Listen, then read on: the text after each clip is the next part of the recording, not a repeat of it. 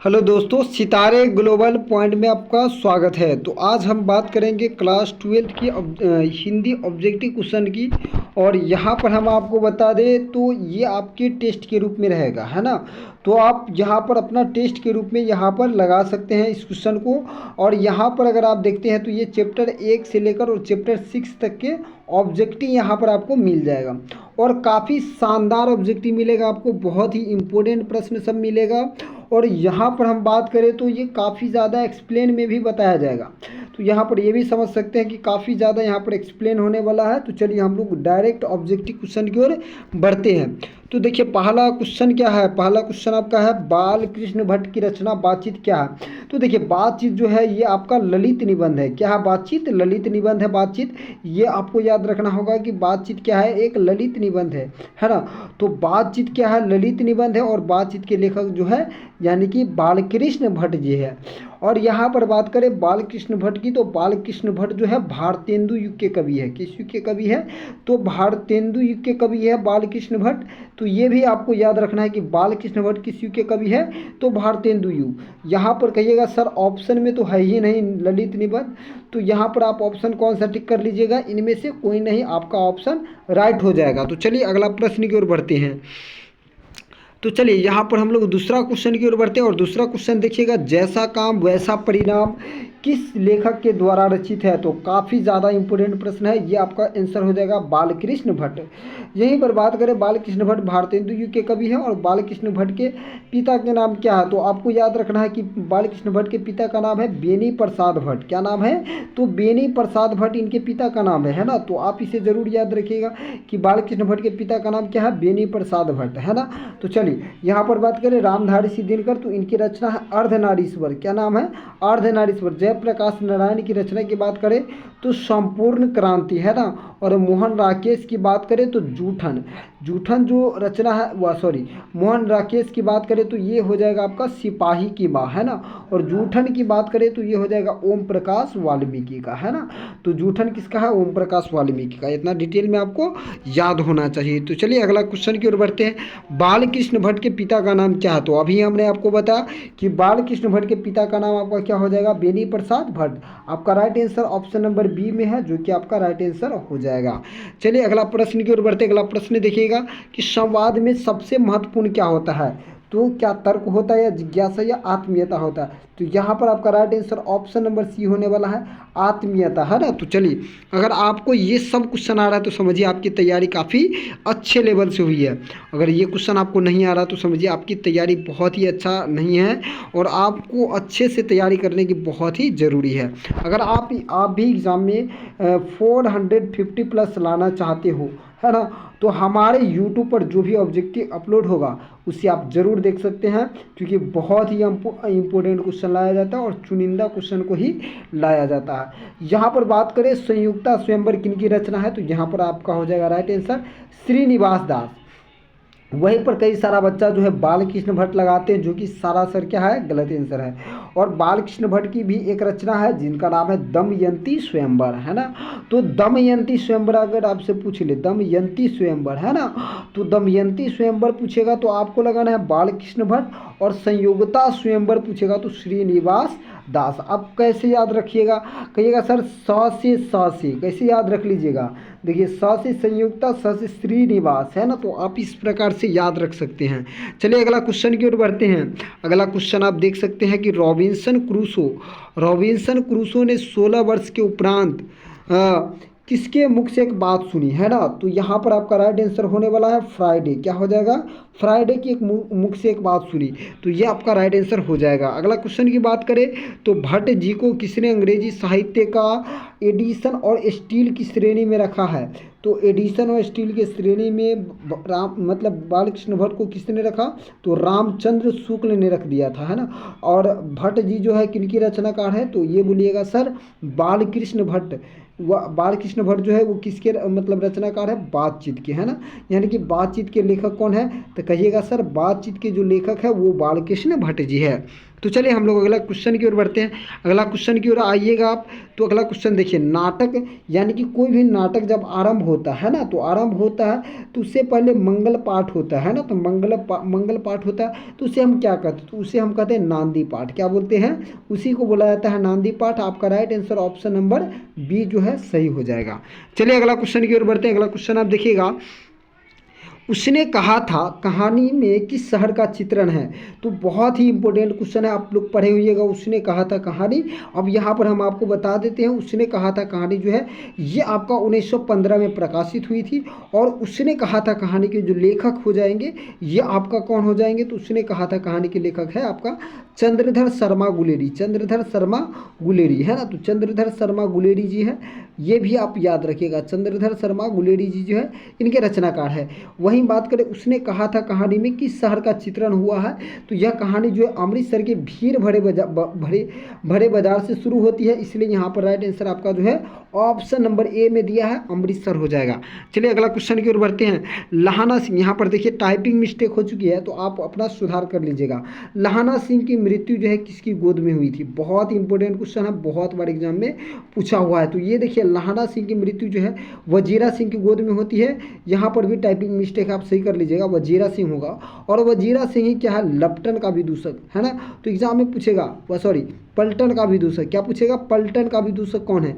तो पलटन का विदूषक जो है आपका कौन है, पलटन का विदूषक जो आपका हो जाएगा ये हो जाएगा आपका लहाना सिंह सॉरी वजीरा सिंह, क्या हो जाएगा, वजीरा सिंह। तो यहाँ पर आप समझ सकते हैं। कीरत सिंह की बात करें तो ये लहाना सिंह का जो है भाई हो जाएंगे, तो ये आप याद रख सकते हैं। चलिए अगला क्वेश्चन देखते हैं, पलटन का विदूषक कौन है, बहुत ही इंपॉर्टेंट प्रश्न है। पलटन का विदूषक कौन था, तो यहाँ पर आपका राइट आंसर होने वाला है यानी कि वजीरा सिंह है ना। पलटन का विदूषक कौन था, वजीरा सिंह। और उसने कहा था कहानी की बात करें तो इनके प्रमुख नायक जो है, इनके प्रमुख नायक की बात करें तो ये आपका लहाना सिंह है, जो कि मतलब सिख के जमादार है लहाना सिंह है ना। तो लहाना सिंह है और लहाना सिंह सिख जमादार की कैम नंबर के जमादार है, तो 77। वहीं पर बात करें इसकी नायिका जो है कहानी की, ये है सूबेदारनी, जो मतलब बचपन में देखिएगा तो ये बचपन में लहाना सिंह का जो है मतलब लहाना सिंह इनसे प्रेम करते हैं। बाद में इनका जो है विवाह हो जाता है सूबेदार के साथ और इनका पुत्र रहता है सूबेदारनी का, जिनका नाम रहता है क्या, तो बोधा सिंह है ना। तो ये सब आप याद रख सकते हो, कैरेक्टर का नाम सब है ना, बहुत इंपॉर्टेंट है, एग्जाम में आता है। चलिए अगला क्वेश्चन की ओर बढ़ते हैं। सिख राइफल्स के जमादार लहाना सिंह का नंबर क्या था, तो काफ़ी आसान प्रश्न है, 77 आपका राइट आंसर हो जाएगा। चलिए अगला क्वेश्चन की ओर बढ़ते हैं। अगला क्वेश्चन की ओर बढ़ते हैं तो अगला क्वेश्चन आप देखिएगा, जर्मन लेफ्टिनेंट को जो है किसने मार गिराया था, तो यहाँ पर आपका राइट आंसर हो जाएगा लहाना सिंह। लहाना सिंह ने अपने प्राण की जो है प्राण की परवाह किए बिना ही जर्मन लेफ्टिनेंट को मार गिराता है। वहीं पर बात करें तो यहाँ पर जर्मन जो लेफ्टिनेंट था उसको मार गिराता है। और लहाना सिंह की बात करें तो लहाना सिंह जो है बोधा सिंह की रक्षा करता है और बोधा सिंह की रक्षा करते हुए इनको जो है यानी कि ये अपने कई सारा ये गोलियां खा चुके होते हैं और बाद में बेहोशी हालात में होते हैं, फिर भी लहाना सिंह जो है यहाँ पर जा नहीं पाते। और लहाना सिंह जो है मतलब यहाँ पर देखिएगा तो सूबेदार यानी कि जो सूबेदार है उनको बोलते हैं कि आप सूबेदारनी से बोलिएगा कि लहाना सिंह को जो कहा था उसने है ना वो कर दिया। तो यानी कि इसलिए इस कहानी का नाम जो पड़ा था उसने कहा था कहानी नाम पड़ा था है ना। इस पर फिल्म भी बना हुआ है, आप जरूर देख सकते हैं। चलिए अगला क्वेश्चन की ओर बढ़ते हैं। गुलेरी जी किस गांव के मूल निवासी थे, तो बहुत ही आसान प्रश्न है। गुलेरी जी गुलेर गांव के मूल निवासी थे, बहुत ही इंपॉर्टेंट प्रश्न भी है, तो आपका ऑप्शन नंबर बी सही हो जाएगा। चलिए अगला क्वेश्चन की ओर बढ़ते हैं। पुरानी हिंदी के रचनाकार कौन है, ये भी प्रश्न बहुत ही ज़्यादा इंपॉर्टेंट है। तो देखिए चंद्रधर शर्मा गुलेरी, यहाँ पर क्या हो जाएगा, चंद्रधर शर्मा गुलेरी। देखिए चंद्रधर शर्मा गुलेरी जो है 3 कहानियाँ लिखा है ना, तो आप याद रखिएगा, बुद्धू का कांटा और सुखमय जीवन, बुद्धू का कांटा और फिर सुखमय जीवन। उसके बाद बोलिएगा सर उस सुखमय जीवन के बाद क्या होगा, तो बुद्धू का कांटा और सुखमय जीवन, और इसके बाद इन्होंने लिखा है उसने कहा था। तो ये आप तीनों कहानी को याद रख सकते हैं, ये इनकी कहानियाँ हैं, तो आप जरूर याद रखिएगा, बहुत ही इंपॉर्टेंट है ये भी। चलिए चंद्रधर शर्मा गुलेरी की कहानी कौन सी है, तो हमने आपको अभी ये बताया उसने कहा था, चंद्रधर शर्मा गुलेरी की कहानी है। तो यहाँ पर राइट आंसर आपका कौन सा हो जाएगा, देख लीजिए ऑप्शन नंबर सी में है। कुरमुराई का अर्थ क्या होता है, देखिए कुरमुराई का अर्थ होता है आपका मंगनी, आपका right answer option number A में दिया है, बहुत ही आसान प्रश्न था। चलिए अगला प्रश्न की ओर बढ़ते हैं। देखिए लाहना सिंह जो है किस पद पर था, तो यहाँ पर आपका हो जाएगा सूबेदार पद पर था। ऑप्शन नंबर ए इसका राइट आंसर हो जाएगा। चलिए अगला प्रश्न की ओर बढ़ते हैं। जयप्रकाश नारायण, जयप्रकाश नारायण की बात करें तो इनका जन्म जो है 7 मार्च 1911 को हुआ। जन्म 7 मार्च 1911। जयप्रकाश नारायण का जन्म जो है 7 मार्च। इन्हें लोकनायक के नाम से जाना जाता है। लोकनायक, तो पूछेगा लोकनायक के नाम से किन्हें जानते हैं हम, तो लोकनायक के नाम से हम किन्हें जानते हैं बताओ, जयप्रकाश नारायण। ये बोलेगा सर जयप्रकाश नारायण के बचपन का नाम क्या था, तो बाउल था। और इन्हें अमेरिका का दलाल भी कहा जाता है। तो अमेरिका का दलाल किसे कहा गया है, तो आप जरूर याद रखिएगा, अमेरिका का दलाल जो है जयप्रकाश नारायण को कहा जाता है। चलिए अगला प्रश्न की ओर बढ़ते हैं। अगला प्रश्न आप देखिएगा, किसने कहा था अभी तक न जाने कितने मीलों इस देश की जनता को जाना है, तो यहाँ पर बात करें तो ये आपका बोला था पंडित जवाहरलाल नेहरू, है ना। तो आपका ये आंसर हो जाएगा पंडित जवाहरलाल नेहरू, यहाँ पर आपका राइट आंसर हो जाएगा। तो चलिए हम लोग अगला क्वेश्चन की ओर बढ़ते हैं। अगला क्वेश्चन देखिए, यहाँ पर टिक लगा लीजिएगा आप। किस अस्पताल में जो है दिनकर जी का निधन हो गया, है ना। तो हम लोग जानते हैं कि रामधारी सिंह दिनकर, जिन्हें बिहार का राष्ट्र कवि के नाम से जानते हैं, राष्ट्र कवि के नाम से, और बिहार के बेगूसराय में इनका जो है जन्म हुआ था। और इनको उर्वशी के लिए ज्ञानपीठ पुरस्कार मिला और संस्कृत के 4 अध्याय पर साहित्य अकादमी अवार्ड मिला था। तो ये भी आप याद रख सकते हैं। तो यहाँ पर देखिए किस अस्पताल में दिनकर जी का निधन हो गया था, तो विलिंगडन नर्सिंग होम। आपका right answer option number D सही होने वाला है, विलिंगडन नर्सिंग होम। चलिए अगला क्वेश्चन की ओर बढ़ते हैं। जयप्रकाश नारायण के स्वास्थ्य पर निगरानी रखने वाला डॉक्टर का नाम क्या था, तो यहाँ पर जो आपका राइट आंसर होने वाला है डॉक्टर रहमान, है ना। तो ऑप्शन नंबर ए में आपका राइट आंसर दिया हुआ है डॉक्टर रहमान, आप लगा लीजिएगा टिक जरूर। चलिए अगला क्वेश्चन की ओर बढ़ते हैं। जयप्रकाश नारायण जी को जो है किसका भाषण सुनकर अमेरिका जाने की प्रेरणा मिली थी, तो स्वामी सत्यदेव, है ना। तो ऑप्शन नंबर बी इसका राइट आंसर हो जाएगा। अगला प्रश्न की ओर बढ़ते हैं। अगला प्रश्न आप देखिएगा, फ्री प्रेस के मालिक कौन थे, तो यहाँ पर जो बात करें फ्री प्रेस के मालिक के, तो ये है सदानंद जी, है ना। कौन है, सदानंद जी। आपका right answer option number C हो जाएगा। चलिए अगला प्रश्न की ओर बढ़ते हैं। ब्रेन ऑफ मुंबई जो है किसे कहा जाता है, तो आपका right answer option number A में हो जाएगा सही, उमाशंकर दीक्षित को कहा जाता है। चलिए अगला प्रश्न की ओर बढ़ते हैं। अगला प्रश्न आप देखिएगा, यहाँ पर अगला प्रश्न, लेनिन की मृत्यु कब हुई थी, तो लेनिन की मृत्यु 1924 में हुई थी, ये आप जरूर याद रखिएगा। जयप्रकाश जी मार्क्सवादी कब बने, तो 1924 में बने, ये आपका right answer option number D में हो जाएगा। फणीश्वर नाथ रेणु की पुस्तक है, तो यहाँ पर बात करें फणीश्वर नाथ रेणु की पुस्तक की, तो मैला आंचल, है ना। मैला आंचल के लेखक कौन है, फणीश्वर नाथ रेणु जी है, ये आप जरूर। कुरुक्षेत्र की बात करें तो ये रामधारी सिंह दिनकर जी है, तो ये भी आप याद रखिएगा। दिनकर जी कुरुक्षेत्र की रचना का क्या है, तो ये आपका काव्य प्रबंध है, ऑप्शन नंबर ए सही हो जाएगा, काव्य, है ना। चलिए अगला क्वेश्चन की ओर बढ़ते हैं। अगला क्वेश्चन आप देखिएगा, रामधारी सिंह दिनकर की रचना कौन सी है, तो रामधारी सिंह दिनकर की रचना जो है अर्धनारीश्वर। क्या है, अर्धनारीश्वर का अर्थ होता है आधा नारी और आधा पुरुष, और अर्धनारीश्वर जो है किसका कल्पित रूप है, तो ये आप याद रखिएगा कि शिव और पार्वती का ही कल्पित रूप क्या है, अर्धनारीश्वर है ना। और अर्धनारीश्वर के लेखक कौन है, तो रामधारी सिंह दिनकर जी है। चलिए अगला क्वेश्चन की ओर बढ़ते हैं। दिनकर जी को कौन सा सम्मान मिला है, तो पद्म भूषण, है ना। तो आपका right answer option number C हो जाने वाला, पद्म भूषण। अगला क्वेश्चन की ओर बढ़ते हैं। दिनकर जी का जन्म बिहार के किस जिले में हुआ था, तो बिहार के बेगूसराय जिले में हुआ था। आपका right answer option number B हो जाने वाला है। चलिए अगला क्वेश्चन की ओर बढ़ते हैं। दिनकर जी की पहली काव्य पुस्तक कौन सी है, तो दिनकर जी की पहली काव्य पुस्तक कौन सी है, तो यहाँ पर हम बात करें क्या कुरुक्षेत्र होगा, या हुंकार होगा, या राजमती, या प्रणभंग, तो ये बात करें तो ये आपका राइट आंसर प्रणभंग हो जाएगा। चलिए अगला क्वेश्चन की ओर बढ़ते हैं। दिनकर जी की पहली कविता जो है कब प्रकाशित हुई, तो यहाँ पर राइट आंसर आपका 1925 हो जाएगा, ऑप्शन नंबर बी में जो आपका राइट आंसर दिया है। अगला क्वेश्चन की ओर बढ़ते हैं। अगला क्वेश्चन देखिएगा, दिनकर जी के अनुसार यदि पति विचार है तो पत्नी क्या है, तो पति यहाँ पर क्या हो जाए, पत्नी क्या हो जाएगा बताइए, पत्नी बुद्धि होगा, या समझ होगा, या भावना होगा, या क्या होगा, तो यहाँ पर राइट आंसर आपका ऑप्शन नंबर सी यानी कि भावना हो जाएगा। अगला क्वेश्चन की ओर बढ़ते हैं। अगला क्वेश्चन आप देखिएगा, तो अगला क्वेश्चन यहाँ पर क्या दिया है, निम्न में से किस कहानी में गैगरीन का उल्लेख मिलता है, तो यहाँ पर बात करें तो उसने कहा था, उसने कहा था नहीं होगा यहाँ पर, है ना। रोज़ कहानी की बात करें तो रोज़ कहानी में गैगरीन का, यानी कि इसका पुराना नाम, यानी कि रोज़ कहानी का ही पुराना नाम क्या था, गैगरीन, है ना। तो ये आप याद रखिएगा। रोज़ कहानी की नायक की बात करें तो रोज़ कहानी का जो नायक हो जाएगा वो आपका हो जाएगा कौन, मालती, है ना। तो रोज़ कहानी के नायक कौन है, मालती। आपको बोलना है कि रोज़ कहानी के नायक कौन है, तो मालती है। रोज़ कहानी की बात करें तो इनको जो रचनाकार है वो अज्ञेय है ना, अज्ञेय ने इनका रचना किया। अज्ञेय का जन्म की बात करें, चलिए आगे की ओर बढ़ते अगला अगला क्वेश्चन की ओर बढ़ते हैं। मालती किस कहानी का पात्र है? तो देखिए मालती जो है रोज कहानी का पात्र है, बहुत आसान है। सिपाही की माँ, तो सिपाही की माँ जो है मोहन, मतलब यहाँ पर बात करें तो सिपाही की माँ जो है मोहन राकेश की है, मोहन राकेश। तिरिच उदय प्रकाश की है, ये आप जरूर याद रखिएगा। चलिए अगला क्वेश्चन की ओर बढ़ते हैं। अगला क्वेश्चन में देखिएगा, रोज शीर्षक कहानी में किसने पूछा तुम कुछ पढ़ती लिखती नहीं हो? लेखक ने पूछा था यह बात, और किसको बोला था, तो मालती को। यह बात किसको बोला था, मालती को, है ना। क्योंकि मालती जो है लेखक के मतलब जो है बचपन के ही मतलब जो है दोस्त एक बोल सकते हैं। और मतलब देखिएगा तो ये मतलब इसके दूर के रिश्तेदार रहती हैं मालती, है ना। और मालती की बात करें तो मालती जो है अब मतलब जो है मालती का शादी हो चुका है, लेखक इनके घर जाते हैं। लेखक जो है इनके 4 वर्ष के बाद इनके घर जाते हैं इनसे मिलने, यानी कब, कितने वर्ष के बाद, 4 वर्ष के बाद। तो ये सब आप याद रखिएगा। मालती के पति की बात करें तो मालती के पति का नाम है, जिनका नाम है महेश्वर। क्या नाम है मालती के पति का, महेश्वर। क्या नाम है, महेश्वर। आप इसे भी जरूर याद रखिएगा। चलिए अगला क्वेश्चन की ओर बढ़ते हैं। अज्ञेय जी इंटर कहाँ से किए थे? तो बिल्कुल मद्रास क्रिश्चियन कॉलेज से किए थे। Option number A, option number A is the right answer हो जाएगा। अगला क्वेश्चन की ओर बढ़ते हैं।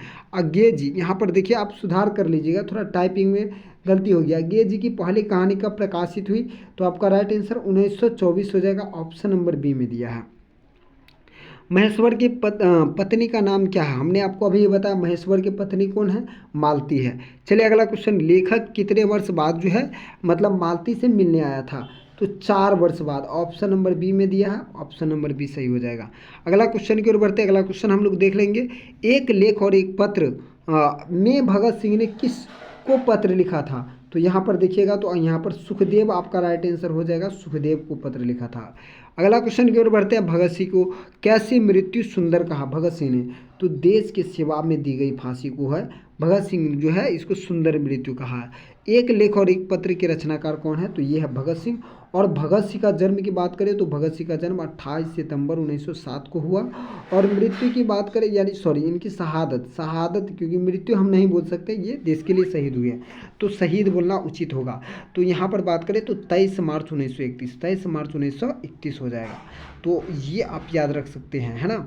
चलिए अगला क्वेश्चन की ओर बढ़ते हैं। अगला क्वेश्चन देखिएगा, भगत सिंह के पिता सरदार किशन सिंह और चाचा ये है लाला लाजपत राय के सहयोगी थे, है ना। तो ऑप्शन नंबर बी हो जाएगा आपका सही। चलिए अगला क्वेश्चन की ओर बढ़ते हैं। भगत सिंह ने अपने नेतृत्व में पंजाब में नौजवान भारत सभा का गठन किया था। तो ये हो जाएगा आपका राइट आंसर 1926 ईस्वी में, ये आपका राइट आंसर हो जाएगा। अगला क्वेश्चन की ओर बढ़ते हैं। भगत सिंह किस उम्र में क्रांतिकारी में शामिल हो गए? तो 12 वर्ष की उम्र में। और कब से? तो देखिए जलियांवाला बाग हत्याकांड आप लोग जानते होइएगा, जलियांवाला बाग हत्याकांड, है ना। तो जलियांवाला बाग हत्याकांड कब हुआ था आप बताइए? 13 अप्रैल 1919, 13 अप्रैल 1919, 13 अप्रैल 1919 हो जाएगा, है ना। तो ये अभी आप याद रखिएगा। चलिए अगला क्वेश्चन की ओर बढ़ते हैं। भगत सिंह को किस कांग्रेस से मोहभंग कब हो गया? 1921 में, आपका राइट आंसर होगा 1921, है ना। चलिए अगला क्वेश्चन की ओर बढ़ते हैं। अगला क्वेश्चन आप देखिएगा, तो चौरी चौरा कांड कब हुआ? तो चौरी चौरा कांड कब हुआ था? 1922 में, 1922 में। अगर आप भी हमारा टेस्ट लगाना चाहते हैं तो यहाँ पर देख लीजिए किस प्रकार से सब्जेक्टिव क्वेश्चन पूछा गया है। अगर आप लगाना चाहते हैं तो आप ज़रूर लगा लें। उसने कहा था शीर्षक कहानी में लप्टन साहब की जेब से क्या बरामद हुआ था, ये क्वेश्चन है। आर्ट ऑफ कन्वर्सेशन क्या है, ये आपको बनाना है। जिसे भी पुरुष अपना कर्म क्षेत्र मानता है वह नारी का भी कर्म क्षेत्र है, कैसे बताइए, है ना। अर्धनारीश्वर शीर्षक निबंध के अनुसार लिखना है क्वेश्चन को। अगला क्वेश्चन देखिएगा, तो बातचीत के संबंध में बेन जोन्सन और एडिसन जी का क्या मत था, है ना, ये बताना है आपको। अगर हमें वाक शक्ति न होती तो ये मतलब क्या होता, आपको ये बता देना है। भ्रष्टाचार की जड़ क्या है, ये आपको आंसर। प्रवृत्ति मार्ग और निवृत्ति मार्ग क्या है, ये बताना। गैगरीन क्या है, ये भी आपको आंसर में बताना है। आप ये सब अपने कॉपी में जरूर नोट से लिख सकते हैं। उसने कहा था कहानी में पात्रों के नाम लिख देना है। उसने कहा था कहानी कितने भाग में बटा और किस भाग में युद्ध का वर्णन है ये बताना है। तो ये सारा आप कंप्लीट करते हैं तो ये आपका यहाँ पर देखिएगा। तो ये हमारा टेस्ट पेपर था। अगर आप भी टेस्ट देना चाहते हैं तो ये पेपर को आप ज़रूर कंप्लीट करें, है ना। अगर अच्छे नंबर लाना चाहते हैं तो इस प्रकार से आप कंप्लीट कर सकते हैं। और अगर ये वीडियो आपको अच्छा लगा हो तो आप हमें हमारे चैनल को सब्सक्राइब कर सकते हैं और इसी प्रकार से आपको वीडियो मिलता रहेगा। और आप अच्छे से अच्छे नंबर लाना चाहते हैं तो इस चैनल से अवश्य ही जुड़े, है ना। और जो भी PDF नोट्स आप चाहते हैं बिल्कुल फ्री में आपको दिया जाएगा। आप हमारे टेलीग्राम ग्रुप में ज्वाइन हो सकते हैं, कमेंट कर सकते हैं कि सर हमें PDF चाहिए, नोट्स चाहिए। तो चलिए मिलते हैं नेक्स्ट वीडियो में।